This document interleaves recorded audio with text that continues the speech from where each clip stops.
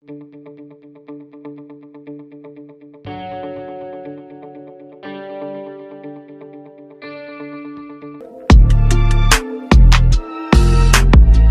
guys, welcome to the YouTube channel of Wings Quran. Hello everyone, welcome to Wings Quran. आज हमारा second lecture ancient India का start होगा। जो first lecture था वो एक जनरल इंट्रोडक्शन था कि एंशिएंट इंडिया और हिस्ट्री में एज सच हम क्या क्या पढ़ेंगे। And today's lecture is more specific. इसका एक स्पेसिफिक सेक्शन हमने लिया है हिस्ट्री का, जिसके डिटेल्स हम आज पढ़ेंगे। जिन्होंने फर्स्ट लेक्चर नहीं देखा वो प्लेलिस्ट में देख सकते हैं। आज का जो हमारा टॉपिक है वो है इंडस वैली सिविलाइजेशन। ये वो सिविलाइजेशन है जो कि सबसे ज़्यादा हमारी कंट्री की एंशिएंट हिस्ट्री को रिप्रेजेंट करती है। In the sense this is the most famous part of our ancient history, therefore it will be an easier task to understand इसके सारे details. Now as far as this topic is concerned, this civilization existed from around 2500 BC to around 1500 BC। ये जो dates हैं, इन dates में थोड़ा सा variation आप देखेंगे अलग अलग बुक्स के अकॉर्डिंग। ये जनरल आप बीच का एक टाइम ले सकते हैं। ये जो सिविलाइजेशन थी, इसका डेवलपमेंट, ये हमने बताया कि ये इसका टाइम बताया किस पीरियड में थी। इसके अलावा अभी किस जगह पे थी वो समझने के लिए हमने बहुत सारे यहाँ पे एरियाज़ का नाम लिखा हुआ है। ये जो सिविलाइजेशन डेवलप हुई, इसकी शुरुआत हुई सिंध वाले रीजन में, जो हमारे नॉर्थ वेस्टर्न साइड आप बोल लीजिए, नॉर्दर्न साइड में है जगह। वहाँ पे बहुत सारे छोटे छोटे सेटलमेंट्स बने जो आगे चल के बड़े हो गए साइज़ में, एंड डेवलपमेंट जो थी वो स्प्रेड होती रही। कुछ जो मेजर जगहें हैं जो कि हम इसके साथ एसोसिएट करते हैं इस सिविलाइजेशन के साथ, उसमें आता है सबसे कॉमनली नोन हमारा हड़प्पा। उसके बाद we have Mohenjodaro, then we have a place like Chanhudaro. इसके अलावा we also have places as far as in Gujarat we have Lothal, then we have in Rajasthan Kalibangan, then we have Banawali. So along with these place, these are like ये major sites हैं। इनके नाम हम इस वजह से ले रहे हैं क्योंकि ये वो जगहें हैं जहाँ पर हमें एविडेंस मिला है इस सिविलाइजेशन का। ये नाम इसीलिए हमारे लिए बहुत सिग्निफिकेंस रखते हैं क्योंकि ये हमारे एरियाज़ का डायमेंशन हमें बताते हैं। इन नामों के अलावा और जो साइट्स हैं उनमें एक ये है सुटका गेंडोर, एक और है सुरकोटारा, फिर एक जाती है हमारे पास में काठियावाड़, एक धोलावीरा और एक राखीगढ़ी। तो ये कुछ नाम हैं, इन नाम को आप नोट डाउन भी कर लीजिए। इन नामों की इम्पोर्टेंस हमें पता चलेगी जैसे जैसे हम इसकी डिटेल और पढ़ते जाएंगे। जैसे कि अभी हम बात करते हैं, सपोज करिए लोथल की। यहाँ पे लोथल लिखा है। इस जगह की ये सिग्निफिकेंस है कि डॉकयार्ड यहाँ पे मिला। फिर यहाँ की एक और सिग्निफिकेंस है कि यहाँ पे राइस की ग्रोथ कराई जाती थी। 1800 BC में हमें 1800 BC के टाइम पर हमें यहाँ पे राइस मिला है। ये बहुत ही स्पेसिफिक और यूनिक प्रॉपर्टी रही हड़प्पन सिविलाइजेशन की, क्योंकि जो बाकी हमने क्रॉप्स और एनिमल के एविडेंसेस हड़प्पा वाले इंडस वैली सिविलाइजेशन में देखा है, वो हमने बाकियों में भी देखा, जैसे मेसोपोटामियन में भी देखा। लेकिन दो चीज़ों ने बहुत डिस्टिंक्शन लाई इंडस वैली की। First was this the presence of rice and the second was the presence of elephants और उनका यूजेज। तो ये इनका जोग्राफिकल डिस्ट्रीब्यूशन था। तो आप देखिए कि चाहे सिंध हो, सिंध के बाद पंजाब हो, हरियाणा, राजस्थान, इन पूरे एरियाज़ में हमने देखा कि ये सिविलाइजेशन स्लोली स्प्रेड करती गई है। अब जहाँ तक इस सिविलाइजेशन का सवाल है, इस सिविलाइजेशन की सबसे सिग्निफिकेंट बात ये थी कि उतने एंशिएंट टाइम में इसका लेवल ऑफ डेवलपमेंट जो था वो एक्सट्रीमली हाई था। इन द सेंस कि जहाँ तक हम लोगों की लाइफ देखते हैं वो एक सेटल्ड लाइफ जी रहे थे। First thing was that the life was settled. Second thing was that there was a division of labour.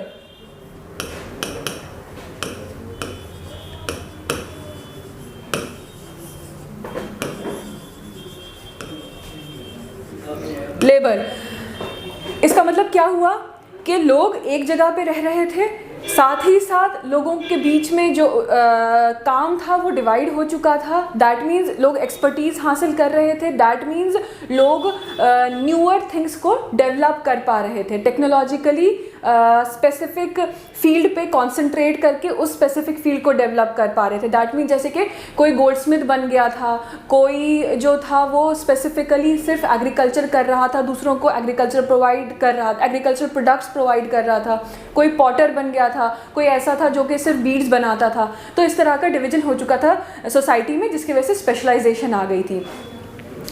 इसके अलावा एक और सिग्निफिकेंट चीज़ जो कि इनकी लाइफ को हम कह सकते हैं कि डिफ़ाइन कर रही थी, वो ये थी कि अब हमारी कंट्री का इंटरेक्शन बहुत ज़्यादा हो रहा था दूसरी कंट्रीज़ के साथ में भी। उसके बहुत सारे हमें एविडेंसेस मिले और हमें पता चलता गया कि हाँ, इस तरह का हमारी सिविलाइजेशन जो थी उसका डेवलपमेंट का लेवल इतना हाई था कि उसकी एक सिग्निफिकेंट पोजीशन थी वर्ल्ड ओवर। ये सारी चीज़ें जानते हुए कि ये किस एज में थी, किस जगह पे थी और क्या इसका सिग्निफिकेंस है हमारी हिस्ट्री में, let's move on towards understanding a few specifications of this civilisation.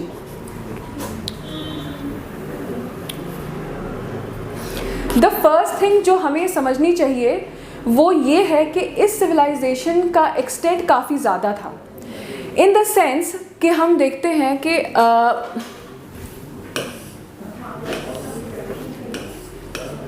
Jammu वाला रीजन नॉर्थ में, उससे लेकर के गुजरात के कुछ रीजन, जैसे कि हमने नाम लिया काठियावाड़ रीजन का नाम लिया, उससे लेकर के जो आज जगह मेरठ है ये उत्तर प्रदेश में, वहाँ से लेकर ये हुआ कौन सी साइड इसका, ईस्टर्न एंड, वेस्ट में मकरान कोस्ट। सो ये सारा इसका अगर हम देखें तो एक जनरल एक्सटेंट था। दैट मीन्स इतना ज़्यादा एरिया का अगर कवरेज था तो एक जगह से दूसरी जगह मूवमेंट हुआ। वो हमने साइट्स का नाम जब देखा तब भी हमें समझ आया। इस सारी चीज़ों को कंबाइन करके हमें ये समझ आया कि स्लोली एंड स्लोली प्रोग्रेस हुआ था इस सिविलाइजेशन के डेवलपमेंट का। Therefore in order to understand this the history of Indus valley civilization, इसको डिवाइड किया गया है फेजेस में। जो पहला फेज है उसको हम कहते हैं pre Harappan phase.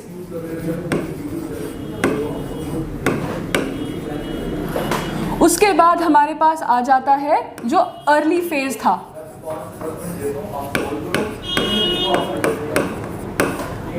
Early Harappan phase. उसके बाद हमारे पास आ जाता है मैच्योर फेज और उसके बाद हमारे पास आ जाता है द लेटर फेज और लेट हड़प्पा। ये डिवीजन जो है ये सिग्निफाई करता है the level of development at different points of time. इन सारे फेजेस में से हमने जो हम कैरेक्टरिस्टिक फीचर्स बताते हैं जब हम Harappan civilization, Indus valley civilization के बारे में बात करते हैं, तो हम वो काइंड ऑफ मैच्योर फेज जो है उसके ऊपर कॉन्सेंट्रेटेड होती है, क्योंकि उस टाइम पर पूरी सिविलाइजेशन जो थी अपने जेनिथ पर थी। ओके, सो उस टाइम पीरियड में अगर देखा जाए तो लोगों की लाइफ कैसे थी। लोगों का, जैसे मैंने पहले बोला, लोग सेटल हो चुके थे, देयरफॉर अब उनकी रिक्वायरमेंट्स बढ़ने लगी थी। तो जहाँ तक इस फेज़ का सवाल है, इस फेज़ में हम लोगों की लाइफ को डिवाइड कर सकते हैं कुछ स्पेसिफिक डिविजन्स में, जैसे कि उनकी अपनी लाइफ के सोशल डायमेंशन, कि किस तरह का रिलीजन फॉलो करते थे, क्या कपड़े पहनते थे, क्या खाते थे, एट्सेट्रा, कौन उनको रूल करता था, किस तरह से मनी अर्न करते थे वो, एंड उसके अलावा कि उनके क्या क्या डेवलपमेंट्स हुए थे। So the first thing that I will tell you is a little about the life. लोगों की लाइफ ऐसी थी कि पहले भी मैंने बताया कि डिवीजन ऑफ लेबर हो चुका था। So there were few people जो कि अब एग्रीकल्चर पे कॉन्सेंट्रेट कर रहे थे, इतना प्रोड्यूस कर रहे थे एग्रीकल्चरल प्रोडक्ट्स को कि अपने ज़रूरत भी फुलफ़िल कर रहे थे, सब्सिस्टेंस के लिए प्रोडक्शन हो पा रही थी, उसके साथ साथ they could provide grains to the people who were the citizens of this civilization and also export कर सकते थे। देयरफॉर हम ये भी देखेंगे, जब हम इकोनॉमी वाला पार्ट देखेंगे, कि ट्रेड एंड कॉमर्स का एक बहुत ही सिग्निफिकेंट पोर्शन ग्रेन्स भी हुआ करता था हड़प्पन सिविलाइजेशन के टाइम पर। उसके अलावा लोगों की लाइफ में और क्या था, लोग प्रॉपर क्लोथ्स पहनने लगे थे। क्लोथ्स किस तरह के होते थे, टू पीसेज ऑफ क्लॉथ होता और वो उसके अपने अराउंड रैप कर लिया करते थे और उस तरह से दे वुड कवर देमसेल्व्स। किस तरह के क्लॉथ होते थे, कॉटन भी अवेलेबल था, वूल भी अवेलेबल था और वो वोवन क्लोथ्स होते थे। वो हमें कैसे पता है, क्योंकि हमें स्पिंडल मिले हैं कई जगह पे एविडेंस के फॉर्म में। उसके अलावा क्या होता था, अब वो बहुत सारे क्रॉप्स थे जिनको वो कंज्यूम करते थे। क्या क्या खा सकते थे, जैसे कि वीट था, बार्ले था, ये होता था, पी हुआ करती थी, पीस जो होती हैं, that was grown, mustard was grown, sesame seeds were known and along with all these certain animals were a definite part of their life. Domestication तो एनिमल की ऑब्वियसली चल ही रही थी। बहुत सारे animal, humped animals and humpless animals, cattle, they were present there. Ox को use किया करते थे फॉर प्लाइंग देयर फील्ड्स। और इसका एविडेंस हमें कैसे मिला है, क्योंकि हमें कुछ टॉय के फॉर्म में प्लाउशेयर बने हुए मिले हैं अलग अलग मटेरियल के, तो उससे हमें पता चला है कि उसका यूजेज था। इसके अलावा लोगों की लाइफ में और भी काफ़ी सारी चीज़ें थी, जैसे कि लोग कॉस्मेटिक्स यूज़ किया करते थे। उस टाइम पर जो मेसोपोटामियन सिविलाइजेशन थी वहाँ पे कॉस्मेटिक्स काफ़ी यूज़ होते थे। उसी तरह के कॉस्मेटिक्स हमारे यहाँ भी हमने यूज़ करते हुए देखा इन लोगों को। इसके अलावा ज्वेलरी काफ़ी यूज़ होती थी, ज्वेलरी गोल्ड की, सिल्वर की, स्टोन की, इस तरह की। एक बड़ा कॉमन उस टाइम पर स्टोन हुआ करता था, बड़ा प्रेशियस माना जाता था, उसको लैपिस लज़ूली नाम दिया गया, अफ़गानिस्तान से लाया जाता था। उसके अलावा बीड्स जो थे वो बहुत ज़्यादा यूज़ होते थे। बहुत सारी जगहों पे हमें बीड्स मिले हैं, मेटल के भी, और अलग अलग शेप्स, अलग अलग साइज़ेस में उनको बनाया गया हो, उस तरह से। उसके अलावा लोगों के बहुत सारे पॉट्स मिले हैं हमें, उससे हमें पता चला है कि पॉटरी बहुत अच्छी तरीके से डेवलप थी। एंड अलॉन्ग विद दैट लोग बहुत ही ज़्यादा ट्रेड में इन्वॉल्व थे। ट्रेड जो था वो सबसे ज़्यादा सिग्निफिकेंट पार्ट था लोगों की लाइफ का। इतना ज़्यादा कि हम देखते हैं कि एक पिन मिली है, उसको बोलते हैं गोल्डन मंकी पिन, वो मेसोपोटामिया में मिली, वो थी इंडस वैली सिविलाइजेशन ओरिजिन था उसका, वो वहाँ पे हमें मिली है। तो इस तरह से लोगों की लाइफ जो थी अच्छी खासी चल रही थी। एक अर्बनाइज मैनर हम बोल सकते हैं कि अच्छा खासा अर्बनाइज्ड लाइफस्टाइल लोगों का था। नाउ टू इंश्योर कि इस तरह की लाइफ वो जी सकें, क्या चीज़ उनके लिए सबसे सिग्निफिकेंट थी? एग्रीकल्चर। तो let's talk first of all about the agriculture of Indus valley civilization. हम बात कर ही रहे हैं एक्चुअली कि कौन कौन से क्रॉप्स, मैंने बड़े सारे क्रॉप्स मेंशन किए कि कौन कौन से क्रॉप्स ग्रो होते थे। वीट, बार्ले, राइस, हम बोल ही रहे हैं कि वो तो थे ही थे। उसके अलावा हमने बात की मस्टर्ड होता था, सेसमे सीड्स मिले हैं और पीज मिली हैं, एट्सेट्रा। तो दिस वाज द बेसिक जो फूड कंजम्पशन हुआ करता था लोगों का। अब फूड प्रोड्यूस करने के लिए इरिगेशन वाला एग्रीकल्चर करने की रिक्वायरमेंट थी। तो ऑब्वियसली क्योंकि इंडस रिवर थी, इनंडेशन होता तो लैंड तो फर्टाइल था ही था। उसके अलावा अगर देखा जाए तो कुछ जो अफ़गानिस्तान वाली साइट्स है वहाँ पर उनको मद्देनज़र रखते हुए वी से के थोड़ा बहुत इरिगेशन का सिस्टम था, उनको हम नालाज बोलते हैं, तो उस तरह से। लेकिन अगर हम कंपेयर करें बाकी सिविलाइजेशंस के साथ, जैसे कि जो वर्ल्ड में दूसरी उस टाइम पर एग्जिस्ट कर रही थी, तो हम देखते हैं कि जो कनाल इरिगेशन है वो हमारे यहाँ नहीं था, वो हड़प्पन सिविलाइजेशन में नहीं था, या फिर चैनल वाला इरिगेशन जो है वो वाला सिस्टम नहीं था, but they were irrigating the fields. Another important thing was that 2 crops were sown, तो एक जगह पर, तो that was another technology that they were using. And then उसके साथ में प्लाउइंग करते थे अपनी फील्ड की, वो पहले ही हमने बोल दिया। And then the crops were grown in such a manner in so much surplus कि वो सबके लिए अवेलेबल हुआ करते थे। एनिमल्स हमने बात की ऑक्सन की, उसके अलावा हम देखते हैं कि बफलोज हुआ करते थे इनके पास में। उसके अलावा एक सिग्निफिकेंट जो एनिमल की हम बात करते हैं वो है हॉर्स। हॉर्स का यूज़ उतना ज़्यादा नहीं था, लेकिन हॉर्स की इंपॉर्टेंस इस वजह से भी आ गई कि इसके ऊपर क्वेश्चन भी आ चुका है प्रीलिम में एक बार। एंड हॉर्स की एक ये सिग्निफिकेंस थी कि 3 जगहों पे अलग अलग तरीके से हमें उसका एविडेंस मिल गया। तो जैसे कि एक मोहनजोदारो में हमें मिला, उसके अलावा हमने देखा कि लोथल भी उस लिस्ट में आया, और सुटको गंडाज करके जो हम जगह बताते हैं। हॉर्स के साथ साथ में हम देखते हैं कि और भी कुछ एनिमल्स हैं जो कि वहाँ पे प्रेजेंट थे। जैसे कि सबसे पहले हम देखेंगे कि बुल, राइनोसरस, एलिफेंट, ये मैंने आपको पहले भी बोला कि ये बहुत सिग्निफिकेंट चीज़ थी। उसके अलावा टाइगर, उसके अलावा डियर, इसके अलावा हमारे पास डॉग्स के बारे में भी बात हुई है। तो इस तरह से एनिमल्स जो थे दे वर प्रेजेंट देयर। तो इनकी लाइफ के सिग्निफिकेंट पार्ट थे, ये हमें और कैसे पता चला?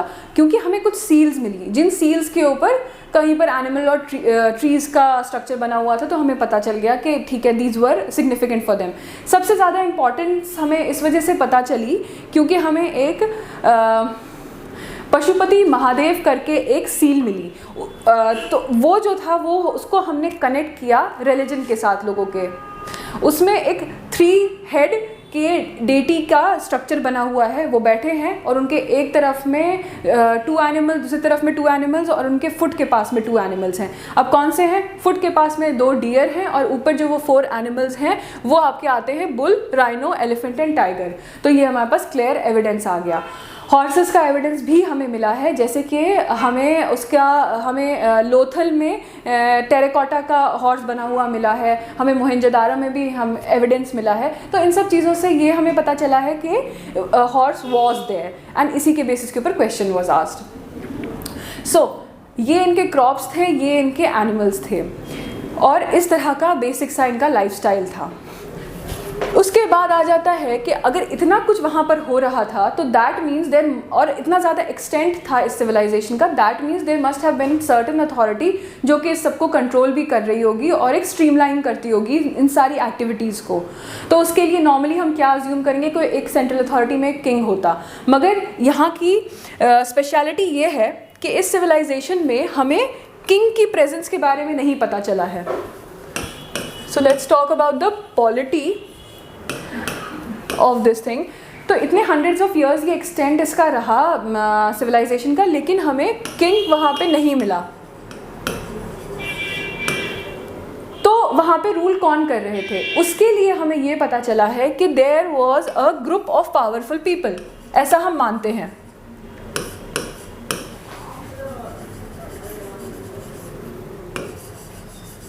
Powerful man.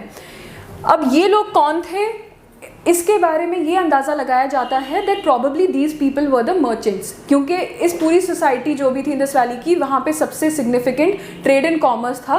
Therefore probably these men were the traders, the merchants. So एक तो किंग नहीं था, ये चीज़ एविडेंटली पता चल गई। रूल हो रहा है ग्रुप ऑफ पीपल के ज़रिए। दूसरी चीज़ जो हमें पता चलेगी वो ये कि रूल प्रीस्ट के ज़रिए भी नहीं हो रहा था। प्रीस्टली रूल हमने बहुत सारी एंशिएंट सिविलाइजेशंस में देखा है, लेकिन यहाँ पर प्रीस्ट का रूल भी नहीं था। ये क्यों हुआ? क्योंकि हमें पता चला कि इनका जो रिलीजन था वो रिलीजन बेस्ड नहीं था to determine, that religion was not responsible for defining their life as much as हम अज्यूम करते हैं, इन द सेंस कि हमें वहाँ पे टेम्पल्स नहीं मिले हैं जो हमने वहाँ की एक्सकवेशन की है। एक ग्रेट बात को छोड़ करके बाकी हमें ऐसा कोई टेम्पल टाइप एविडेंस नहीं मिला है जिसके बेसिस पे हम कहें कि religion was too high in their life. Okay, so ये इनकी पॉलिटी के बारे में हमें पता चलता है। उसके अलावा अगर हम देखें तो ये जो सारा कुछ है ये सब डिपेंड करता है, क्योंकि इनकी जो ये सब कुछ डिपेंड करता है इनकी इकोनॉमी के ऊपर। इनकी इकोनॉमी क्या थी? ट्रेड एंड कॉमर्स बेस्ड थी।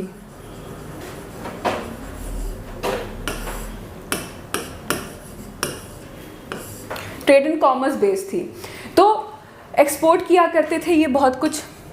एक्सपोर्ट में इनके क्या क्या आता था? जैसे कि हम देखते हैं कि ग्रेन्स थी, जो कि ये करते थे एक्सपोर्ट। उसके अलावा क्या किया करते थे, उसके अलावा काफ़ी सारी बीड्स इनकी हमें अलग अलग जगहों पे मिली हैं, तो दैट मीन्स वो भी एक्सपोर्ट होती होंगी। उसके अलावा हमें कहीं पर पॉटरी भी मिली है, दैट इज़ वो भी एक्सपोर्ट होती होगी। तो इस तरह से इनके यहाँ से एक्सपोर्ट होने वाली काफ़ी सारी चीज़ें थी। इंपोर्ट में क्या आता था, इंपोर्ट में हमेशा मेटल वेयर हमने ज़्यादातर देखा है। तो जो इंपोर्ट था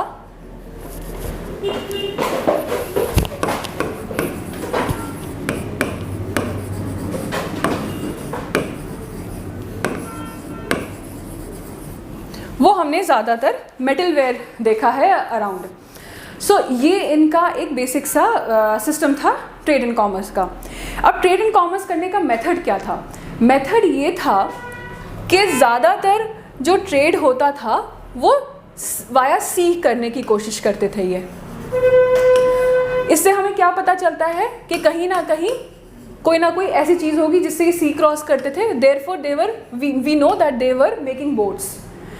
इसके साथ साथ में हम ये एविडेंट है हमारे लिए कि rather than roads they would prefer the sea for going on for exports and imports. So ये इनका एक बेसिक मेथड था ट्रेड एंड कॉमर्स करने का। इसके साथ साथ में ये भी हमें पता चलता है कि जब हम ये सारी की सारी चीज़ें देखते हैं हड़प्पा के बारे में, तो हमें पता चलता है कि बहुत सारे एविडेंसेस हैं जिनसे हमें पता चलता है कि इनका टेक्नोलॉजिकल लेवल बहुत हाई था। इनका जहाँ तक टेक्नोलॉजी के डेवलपमेंट का सवाल था, ये वो फेज़ है जब चाल्कोलिथिक एज एट्सेट्रा चल रही है, उसी के बीच में ब्रॉन्ज एज आ जाती है। तो हम देखते हैं कि यहाँ पर भी ब्रॉन्ज का यूज़ हुआ है। अब ब्रॉन्ज जो था वो कॉपर और टिन को कंबाइन करने से बनता था। ब्रॉन्ज जो था उसका जो कॉपर वाला कंपोनेंट था वो हम ऑब्वियसली खेतरी से ले आएंगे क्योंकि वो हमारे पास में ही था। देन जो टिन वाला कंपोनेंट था वो हम मानते हैं कि अफ़गानिस्तान से लाया जाता था।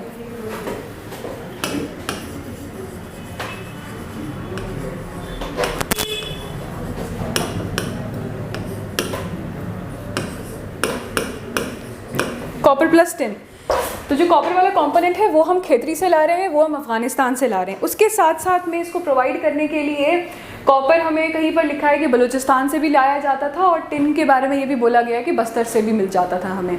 तो ये सारे चीज़ों को यूज़ करके हम ब्रॉन्ज बना रहे थे, और इसके काफ़ी सारे इसका एविडेंस क्या मिला है, जैसे एक डांसिंग गर्ल वाला हमें इमेज मिली है, उससे हमें पता चला है कि हाँ यूज़ था वहाँ पर अच्छा खासा। जो भी हमें एविडेंसेस इस तरह के आर्टिफैक्ट्स के फॉर्म में मिले हैं, वो जब आर्ट एंड कल्चर करेंगे तो उसके साथ में we'll study it in details also. So ये थी फर्स्ट टेक्नोलॉजी जिसका यूजेज हो रहा था। इसके साथ साथ में मैंने आपको बोला कि जो ये क्लोथ्स थे वो किस तरह के पहनते थे कि 2 पीस ऑफ गारमेंट पहना जाता था। उसके लिए हमें एविडेंस मिला कि कॉटन और वूल, ये दोनों चीज़ें हमें एविडेंटली पता चल गई कि वहाँ पर यूज़ हो रही थी। कैसे, कहीं पर जैसे किसी क्लॉथ का मार्क मिल गया, कभी कोई क्लॉथ वहाँ पे रखा होगा, क्लॉथ अब गायब हो चुका है, लेकिन उसका मार्क वहाँ पे पड़ा हुआ मिल गया कि जो एनग्रेविंग्स मिले हमें, जो भी वहाँ पे था, उससे हमें समझ आया कि ये कहीं पर कभी बहुत पहले क्लॉथ छूट गया होगा, उसका निशान रह गया है। सो दैट वे हमें इनके क्लॉथ मेकिंग के बारे में पता चल गया। स्पिंडल मैंने बोला कि हमें मिला ही था, उसकी वजह से वी वर ऑलरेडी श्योर कि ये इस तरह का कर रहे हैं। फिर उसके अलावा एक इम्पॉर्टेंट चीज़ जो हमें मिली वो थी, जिसका एविडेंस मिला, वो था द यूज़ ऑफ व्हील।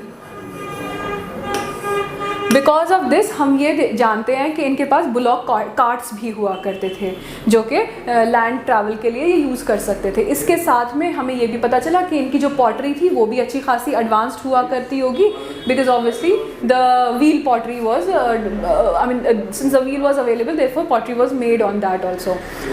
इसके अलावा हम देखते हैं कि इस टाइम पर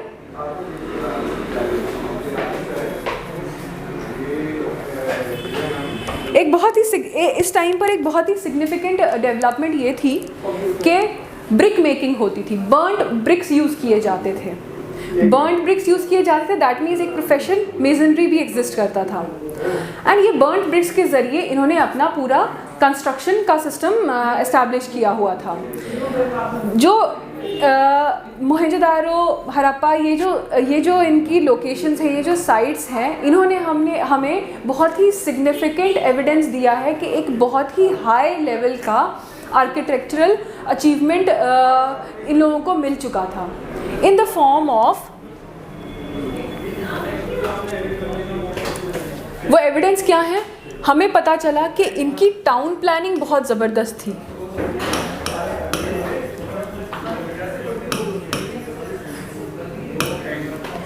टाउन प्लानिंग इस तरह की थी कि सिटीज़ में ये होता था कि एक पार्ट होता था सिटी का जो कि थोड़ा हाइयर हाइट पर होता, उसको नाम दिया गया सिटाडेल, और दूसरा पार्ट जो था वो थोड़ा लोअर पार्ट हुआ करता था जहाँ पे बाकी लोग रहते। इस सिटाडेल में हमने देखा, जैसे हड़प्पा है, मोहनजोदारो है, वहाँ पे हमें मिला जैसे मोहनजोदारो में ग्रेट बाथ। अब ग्रेट बाथ के बारे में थोड़ा सा बात कर लेते हैं। क्या था?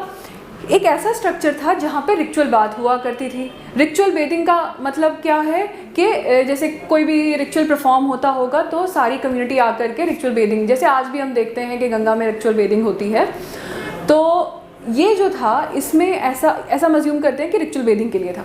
इसमें ऐसा था कि इसका जो फ्लोर था इस बाथ का, ये इस तरह से इमेजिन करिए कि एक स्विमिंग पूल है, तो स्विमिंग पूल का जो फ्लोर है वो फ्लोर बर्न्ट ब्रिक्स का बना हुआ है, इस तरह के वाटर एब्जॉर्ब नहीं हो रहा है उसके अंदर, the water is able to stand there. इसमें एक ड्रेनेज भी थी, जो ड्रेनेज इसको पानी को बाहर ले जाती थी। Then there was a well in a room that was next to this, जो ये पूल के टाइप का स्ट्रक्चर आप मान लीजिए। तो ये रूम्स थे इसके अराउंड पे, लोग यहाँ पे इस तरह से। तो ये ग्रेट बाथ जो था ये बहुत ज़बरदस्त सिग्निफिकेंस रखता था क्योंकि एक बड़ी बिल्डिंग हमें मिली। इसके अलावा हमें एक और सिग्निफिकेंट चीज़ मिली है जिनको कि हम बोलते हैं ग्रेनरीज। अब जो ये ग्रेनरीज थी, ग्रेनरी क्या होगी? ऐसी जगह जहाँ पे हम फूड को स्टोर कर सकें। इससे हमें दो चीज़ें पता चली, पहले कि सरप्लस था फूड प्रोडक्शन का, that became clear to us, and the second thing जो हुई वो ये कि people would now want to export these grains also, store कर रहे हैं तो एक्सपोर्ट भी कर रहे हैं। एंड दूसरा, हमें जब हमने इनका स्ट्रक्चर देखा तो उससे हमें कुछ स्पेसिफिसिटीज़ मिली, जैसे कि हड़प्पा में हमने देखा कि इस तरह का था कि 6 ग्रेनरीज मिली, 2 रो में अरेंज थी, वो 2 रोज़ में अरेंज 6 ग्रेनरीज हमें मिली। उसके सदर्न पार्ट में हमने देखा कि राउंड स्ट्रक्चर्स थे प्लेटफॉर्म टाइप ऑफ थ्रेशिंग के लिए।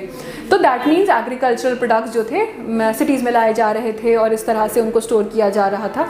ये सारे एविडेंसेस मिलते जाते हैं। इसके साथ साथ में टाउन जो था, टाउन की अब प्लानिंग की, असल में हम टाउन की प्लानिंग की बात करते हैं तो टाउन की जो प्लानिंग थी वो इस तरह की थी कि जो पूरा टाउन था वो एक ग्रिड शेप में था।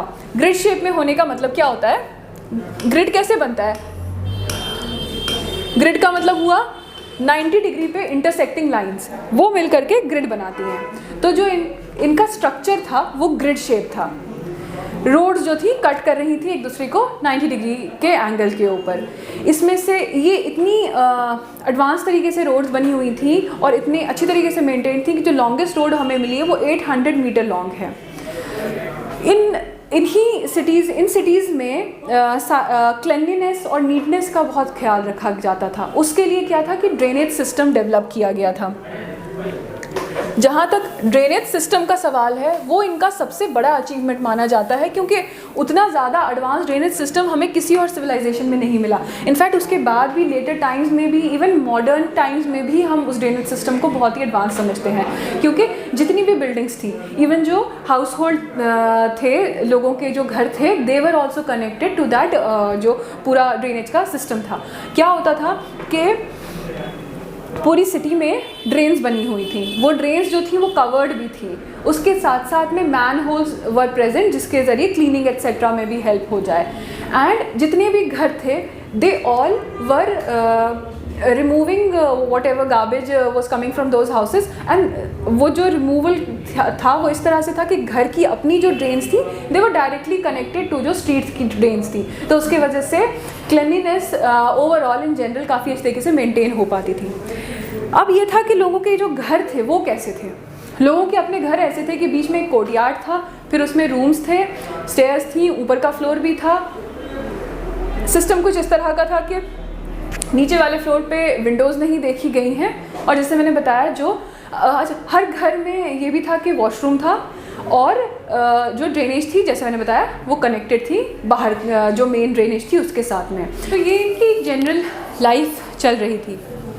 इसके अलावा कुछ ऐसे स्पेसिफिक सी बातें हैं उनके बारे में और भी उनको हम पढ़ लेते हैं। जैसे कि अलेक्जेंडर जो थे, उनके जो हिस्टोरियंस थे, अलेक्जेंडर इंडिया आए हैं 320s में BC, तो उनके जो हिस्टोरियंस थे उन्होंने हमें ये बताया कि टिम्बर मिलता था इस पूरे एरिया में। अब टिम्बर जो था इतना ज़्यादा मिलता था कि उसका यूजेज बहुत ज़्यादा रहा होगा। हमने पहले भी बोला कि बहुत सारी चीज़ें शायद टिम्बर की बनी हो और वो ख़त्म हो गई, लेकिन उसके साथ साथ में एक और चीज़ उसके यूजेज के बारे में ये हमें पता चला कि इसको बहुत ज़्यादा बर्न किया जाता था। किसके लिए? बर्नड ब्रिक्स बनाने के लिए। देयरफॉर यूजेज बहुत ज़्यादा था, क्योंकि बर्न ब्रिक्स जो थे वो हर तरह की कंस्ट्रक्शन में यूज़ किए जा रहे थे। उसके अलावा एक पॉइंट जो हम कर सकते हैं वो ये कि सीड जो एग्रीकल्चर था, एग्रीकल्चर हमने बोला कि फर्टाइल लैंड था तो एग्रीकल्चर तो बहुत अच्छा चल ही रहा था। उसमें उनका मेथड क्या था कि नवंबर में वो सीड की सोइंग करते थे और रीपिंग जो थी वो अप्रैल में हुआ करती थी। नवंबर के मंथ में सीड डाले जाते थे और रीपिंग होती थी अप्रैल के मंथ में। उसके अलावा एक एग्रीकल्चर से रिलेटेड ही पॉइंट है ये कि जो सीरियल्स थे, हम ऐसा अज्यूम करते हैं कि जो सीरियल्स थे उनको शायद टैक्सेशन के लिए यूज़ किया जाता होगा। तो ये इस वजह से हम समझ रहे हैं क्योंकि हमें जिस तरह से एक जगह पे मिले हैं सीरियल्स के रिमेन्स, सेकेंडली इस वजह से भी क्योंकि हमें दूसरी जो सिविलाइजेशंस हैं उनसे जब उनको स्टडी किया तो हमें ये पता चला कि वहाँ पर वेजेस के फॉर्म में और टैक्सेस के फॉर्म में सीरियल्स को यूज़ किया जाता था। देयरफॉर हम ये मानते हैं कि हो सकता है हमारे यहाँ पर भी ऐसा होता हो। उसके बाद फिर एक और बहुत ही अच्छी सी बात हड़प्पन सिविलाइजेशन के बारे में ये है कि सबसे पहले कॉटन जो है वो यहाँ पे प्रोड्यूस हुआ था।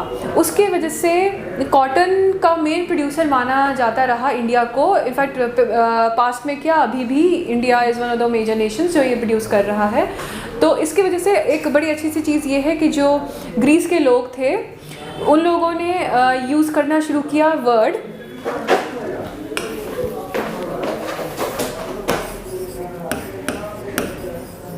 SINDON। ये वर्ड जो है इस नाम से ये बुलाया करते थे कॉटन को, बिकॉज एरिया कौन सा था? इंडस वैली वाला। तो इससे हमारे को सिग्निफिकेंस पता चलती है कॉटन के सबसे पहले यहाँ पे प्रोड्यूस होने की। उसके बाद एक पहले भी मैंने आपको हॉर्स की सिग्निफिकेंस के बारे में बता ही रही थी। 3 साइट्स जो हम इसके साथ एसोसिएट करते हैं, मैंने पहले भी बताया, मोहनजोदारो है, लोथल है और ये थर्ड साइट है। ये जो साइट है ये मैंने पहले भी मेंशन की है, ये वो वाली साइट है जहाँ पर के हमें रिमेन्स मिले हैं।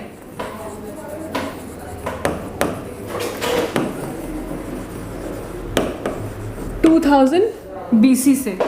तो दैट इज़ वाई ये एग्जिस्टेंस प्रूव हो जाती है हमारे लिए। फिर उसके बाद हमें ये पता चलता है, हमने बार बार हम बोल रहे हैं ट्रेड एंड कॉमर्स में बहुत एफिशिएंसी थी, देयरफॉर वेट्स एंड मेजर्स जो थे हो सकता है वो एग्जिस्ट करते हों। ये हमें प्रूव हुआ है कि काफ़ी फेयर तरीके से ट्रेड किया जाता था, वेट्स एंड मेजर्स थे वहाँ पे, और जो सिस्टम हम यूज़ करते थे that system was in the multiple of 16s। जब हम कैलकुलेशंस करते थे तो वो मल्टीपल्स ऑफ 16 में वो न्यूमरल्स लिए जाते थे। तो उस तरह से वेट्स एंड मेजर्स जो थे उनकी डिमार्केशन होती थी। इसके साथ साथ में हमें कुछ स्टिक्स मिली हैं, उन स्टिक्स के ज़रिए भी मेजरमेंट्स किए जाते थे कि स्टिक्स पे मार्क्स डाल करके। उसके बाद फिर हमें हमारे पास एक और पॉइंट ये आता है कि हमें एक एविडेंस मिला है ट्रेडिंग कॉलोनी का। ये ट्रेडिंग कॉलोनी कहाँ मिली है हमें? नॉर्दर्न अफ़गानिस्तान में। नॉर्दर्न अफ़गानिस्तान में ये जो ट्रेडिंग कॉलोनी मिली है, this was actually for trading with central Asia. Trading colony in northern Afghanistan for trading with central Asia. तो बार बार हमें ये पता चल रहा है कि कितना ज़्यादा फोकस ट्रेड एंड कॉमर्स के ऊपर है। सारा जो अरेंजमेंट है सिविलाइजेशन का that is facilitating trade and commerce. उसके बाद रिलीजन का हमने बोला कि इतना ज़्यादा रिलीजन के बारे में हमें उतना स्पेसिफिकली नहीं पता है, क्योंकि टेम्पल्स नहीं मिले। लेकिन उसके साथ में कुछ कुछ ऐसी स्पेसिफिक चीज़ें हैं जो हमें ध्यान में रखनी चाहिए। सबसे पहले बात ये कि एक गॉडेस का बार बार हमें स्ट्रक्चर मिला है। वो जो गॉडेस का स्ट्रक्चर है हम अज्यूम करते हैं कि वो अर्थ गॉडेस है, कि गॉडेस ऑफ अर्थ जिसको कहा जाएगा। तो ये फीमेल डेटी जो है ये मल्टीपल जगहों पे मिले हैं, इसके वजह से वी कैन से दैट ये one of the major deities में से आती थी। इसके अलावा हमने देखा है कि बहुत सारे ट्रीज़, बहुत सारे एनिमल्स जो हैं उनकी भी वर्शिप हुआ करती थी। इसके साथ में एक सबसे सिग्निफिकेंट डेवलपमेंट जो कि किसी भी सिविलाइजेशन के लिए बहुत इंपॉर्टेंट होती है वो होता है डेवलपमेंट ऑफ राइटिंग। बार बार हम बोल रहे हैं कि इनकी एक पिक्टोग्राफिक राइटिंग थी, लेकिन वो जो पिक्टोग्राफिक राइटिंग थी वो हम डिसाइफर नहीं कर पाए।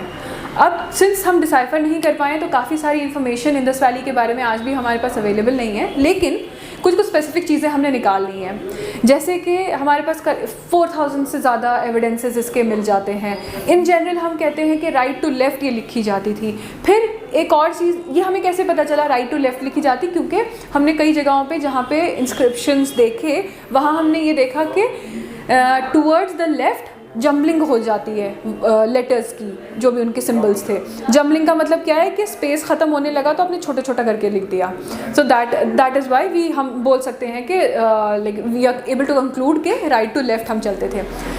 एक स्पेसिफिक वर्ड जो इनकी राइटिंग से कनेक्ट किया जाता है वो मैंने यहाँ लिखा है।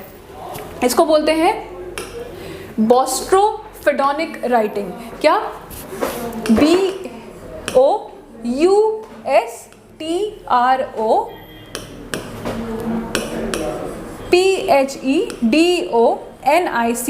यहाँ पे मैंने ब्लॉक में भी लिखा और ऐसे भी लिखा है, you will be able to copy this thing. ये इसका मतलब ये होता है एक ऐसी राइटिंग जो कि 2 डायरेक्शंस में चल रही है। दैट मीन्स ये क्या करते होंगे, पहले राइट से लेफ़्ट जा रहे हैं, उसके बाद फिर वापस लेफ़्ट से राइट आ रहे हैं। तो ये इस तरह से इनकी राइटिंग चलती होगी। तो ये इनकी राइटिंग की स्पेसिफिसिटी थी। इसके अलावा एक इनकी इस पूरे एरिया की एक और स्पेशलिटी ये थी कि काफ़ी सारे सील्स और इमेजेस हमें मिले। उन सील्स और इमेजेस की क्या खासियत है, वो ये कि काफ़ी स्किल्ड लेबर ने ये बनाया था। इनकी जो सील्स मिली उनमें काफ़ी क्लैरिटी और काफ़ी वो फाइन थी। एंड इमेजेस का भी सेम हमने देखा है सिस्टम। लेकिन जो इनका टेराकोटा के हमें स्ट्रक्चर्स मिले हैं वो थोड़े अनसोफिस्टिकेटेड हैं, देयरफॉर डिफरेंस दिखाई दे रहा है। साथ ही साथ हमें एक और चीज़ भी पता चली है कि बहुत सारी ऐसी चीज़ें हमें मिली हैं जो कि सेम चीज़ मेटल की भी बनी हुई है, स्टोन की भी बनी हुई है। तो इस चीज़ के वजह से ये पता चलता है कि कहीं ना कहीं क्लास गैप था। कुछ लोग कुछ चीज़ें अफोर्ड कर सकते थे एक्सपेंसिव मेटल में, तो वो उसमें बनाते होंगे, बाकी लोग जो नहीं कर सकते होंगे वो स्टोन में करते होंगे। तो इस तरह की कुछ बेसिक चीज़ें भी हमें हड़प्पन सिविलाइजेशन के बारे में मिली हैं।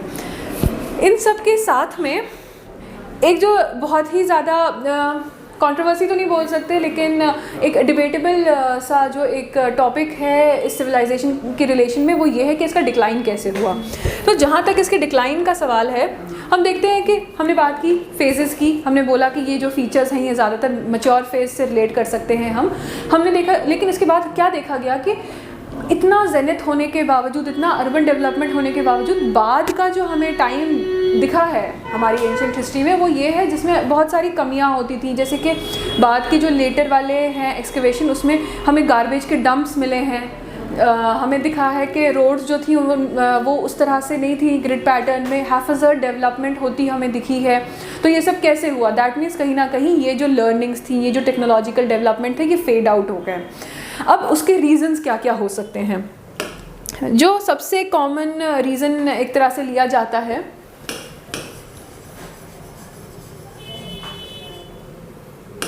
अभी हम कर रहे हैं रीजंस फॉर डिक्लाइन। सबसे कॉमन रीज़न जो लिया जाता है वो ये होता है कि कुछ ऐसा हुआ कि जो रिवर इंडस थी ये शिफ्ट हो गई। अब इसके शिफ्ट होने का रीज़न कुछ भी हो सकता है, अपलिफ्टमेंट कहीं कुछ हुई होगी, सब्सिडेंस हुआ होगा, या नहीं तो फिर अर्थक्वेक आया होगा, इस तरह का। इसके साथ साथ में कुछ और रिवर्स भी हैं जो कि जैसे कि घग्गर रिवर है एट्सेट्रा, इनके बारे में बात होती है कि इनके कोर्सेज में शिफ्ट हो गया। तो लैंड की डेजर्टिफिकेशन होने लगी बिकॉज ऑफ द डेजर्टिफिकेशन, क्योंकि पूरी सिविलाइजेशन ही बेस्ड थी एग्रीकल्चरल एक्सपर्टीज़ के ऊपर, देयरफॉर सस्टेन नहीं हो पाई and eventually people must have moved out और वो जगह खाली छूट गई होगी। जो नए लोग आए होंगे वो उतने ज़्यादा डेवलप नहीं होंगे या फिर somehow everything just vanished away। एक उसमें ये भी कहा जाता है कि बहुत ज़्यादा इनंडेशन हो गई, फ्लडिंग हो गई, फ्लड आए पूरे एरिया को इनंडेट कर लिया और उसके वजह से देन इवेंचुअली सब वहाँ पे ख़त्म हो गया। इसके अलावा एक और जो रीज़न दिया जाता है वो ये है कि जब आर्यंस आए तो आर्यंस के आने के वजह से ये जो अपना एग्जिस्टिंग सिस्टम था वो सारा का सारा एंड हो गया because the people they were not able to compete with these people जो वहाँ से आ रहे थे। इसमें एक सपोर्टिंग स्टेटमेंट ये बोला जा सकता है कि जब हमने एक्सकवेशन की है इंडस वैली की तो हमें ये भी हुआ है कि हमें वेपन्स नहीं मिले हैं। दैट मीन्स काफ़ी सारे टूल्स तो उस तरह के हम कह सकते हैं कि मिले हैं कि मेटल जो मिल गए थे उसके बने हुए और इस तरह से, लेकिन स्पेसिफिक वेपन्स